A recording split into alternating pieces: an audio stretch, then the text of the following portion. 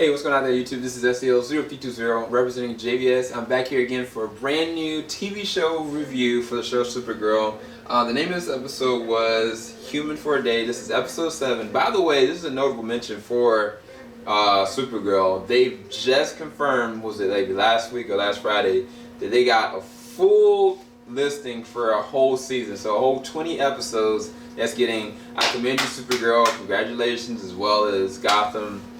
And Black Bliss has also been listed to have a season 4. So there's a lot of great shows that are getting renewed. So I'm happy about it. Now, let's go ahead as far as the actual episode. This episode, I'm going to talk about a few spoilers. So there's going to be spoilers involved in this. In the episode, in the beginning of it, it showed that Kara has lost her powers. Now, when I mentioned my last review, after she use her energy to be able, well, her heat vision to be able to literally disintegrate the red tornado, out of anger, she blew her powers out. I was thinking to myself that they could put her under, the solar lamps to rejuvenate her powers back eventually. And they did that in the beginning of the episode. They did that. They did all these different kind of tests and forms to get her back in flux. They even went on the process that this happened to Superman before. I think that Jimmy had called it a solar flare, but normally for Superman it goes for a couple days, and it went past a couple days. It's actually almost been like a week, and they worried that she would not get her powers back at all. As well as like the girl that plays Kara, Melissa, she does a great job of playing not only the innocent side of Supergirl, but even playing the frustration of being not just an alien, but someone that doesn't feel as though they have presence if they can't do anything. Because there was a situation where this guy, he was dying, and I'll talk about what happened in the city in a little bit, but she basically went up to him and she was, somebody had said, I think Maxwell Lord was actually there. He was like, somebody needs to look inside of his body to see where the actual protrusion is so he won't die. And she didn't have her x-ray vision, and she kept on trying to look and trying to do it, and it was a touching scene, because you could tell like the desperation in her. Not just that, Jimmy in this episode, all this episode, it was almost like he was falling in love with Supergirl all over again, because he got to see her vulnerable. He got to see every single side of her. Last episode, he saw the anger come out of her, and he realized this girl is more messed up than I've even realized. He needs to get a clue. Second, in this episode, like I said with him, he realized that anything could happen to her.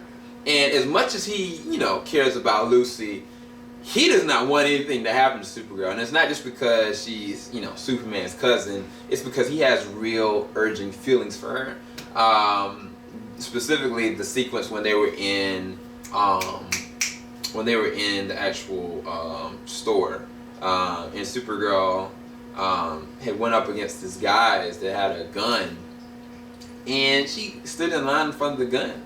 And like Jimmy told her, he's like, you could die, and she did it anyway. Went in full costume, did what she had to do. I don't know how she did it so fast, but it was a really powerful sequence. The only thing that I didn't like is that the fact is that the last episode was so emotionally jarring. It's hard to go into a whole nother emotional jarring episode, even though this one should have been, because you don't want to take away from the different audiences. You got people that are superhero fans, you got people that are fans of the emotional side of these kind of shows like this.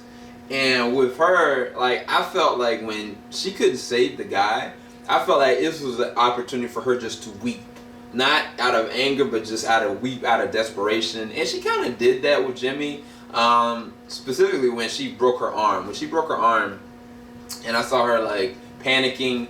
Even when she went up to the guys to try to convince them, her arm was shaking. I thought that was an awesome sequence, but I felt like there should have been moments where she was literally terrified. I felt like there wasn't any placement of fear. And I mean, that might be her character. But I felt like that was a really good opportunity. They could have went that and capitalized on it.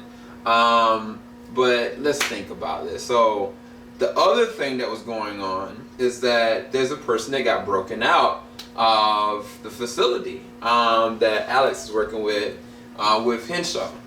And Alex does not trust Henshaw because she believes that Hank basically had a hand in killing her father.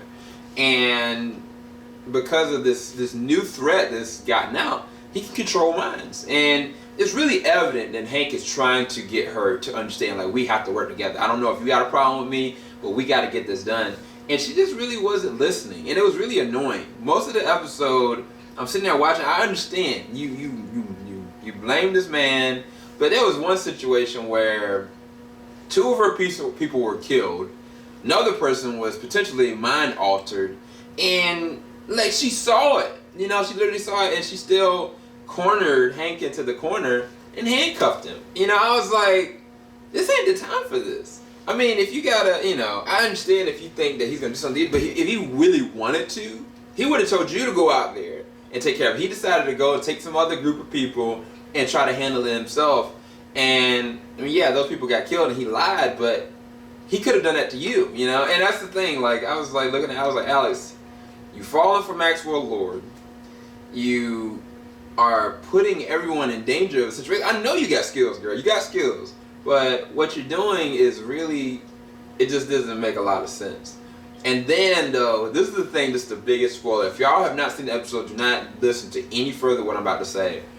After the point that Alex is about to get taken out by this guy, like I said, he has the ability of controlling minds and bursts of energy come out of his head. She was able to crack the emblem that was off of him, but he cornered her. And at that point, Hank showed up. And some kind of a way, he beat the man bad, you know, like to the point he snapped the guy's neck. And you're thinking, how did he do that, you know? And Alex confronts him about it, and he says to her, he's like, I knew your father. Your father saved my life. And he basically goes on talking about the scenario of them cornering this alien and how the real Hank was so desperate and prejudiced that he got, you know, people in a bad situation. And the only reason why, you know, basically this alien made out alive is because of her father. And he owed a life debt to his father, to her father. And she asked him, are you that alien? And he looked at her, he's like, yes, I don't have any family. My family's gone. At that moment, I was like, John. Like, because, I mean, the red eyes, I was thinking to myself, I know that Hank Henshaw was supposedly, I guess, in the comics, the cyborg version of Superman. Spoiler alert. Okay? But in this one, I was like, there's something else, because, I mean, it's just not lining up. Even when he, like, took care of that bombing, like, 2 episodes ago, I was like, even, like, it doesn't make sense, you know? Because he didn't have any residue, his skin wasn't peeled back. I was like, this guy may not be a robot. Sure enough, he reveals himself to be John freaking Jones, the Martian Manhunter. The freaking Martian Manhunter. And the thing is, they did a perfect merger of CG and practical effects to show this man towering over her, green hued out head, the emblem, and the suit. Only thing they didn't show was the actual cape, but either way, it was legit. But the thing he told her, you cannot tell Kara, can't tell anybody.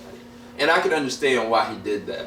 So, to have John Jones be on the side of Supergirl, if they ever, now hear me, if they ever cross over Supergirl with Arrow, with Flash, DC might take over. Like, this was the perfect opportunity for them, the characters they cannot do on a live screen, to take them to a deeper level with this TV series. I mean, this is perfect symmetry. To have somebody like him, like, he was a member of the Justice League. I was thinking that they would never show him in movie format, but I never would have guessed that they would have brought him back, because, I mean, Smallville, he made an appearance. You know, he was in a couple episodes, did a really good job. I think Philip Morrison was the one that was that reprised that role for that one.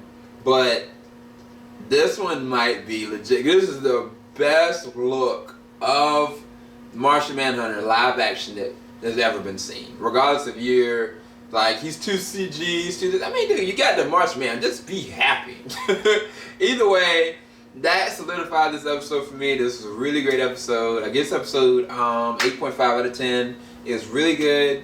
Like I said, it could have been a lot better if it could have been a lot more emotional and jarring. Not just that, the tension between when and Kara and Jimmy is starting to strain now as well. So they might not be a team Supergirl anymore, which I knew that wasn't going to happen because Kara doesn't know she's playing these men at odds. And the thing that I love about this series is Cat Grant. Like, Cat Grant, regardless of how rude she is to everybody and to Kara, she is defining Supergirl as being a true woman and helping her evolve into something greater. Regardless of how she's doing it, like, the results are there. The soul of the show is actually going through her in certain ways, because if she wasn't there and it was just Kara learning this on her own through circumstance or through her sister, I don't feel like it would have had much weight. But for her to be out there in the real world and to feel as though she needs to be with this woman to make it, it makes that there was a purpose behind everything that Kara's been doing up until this point. And I thought it was a really good nudge, because that means that she's literally in the training phases of being Supergirl. So I love this episode. It was 8.5 for me. Hopefully you enjoyed it too. And leave a comment in the comment section below what you thought about the episode. And until next time, I don't know if this is the mid-season finale or not, but if it's not, I'll be back next week. Deuces.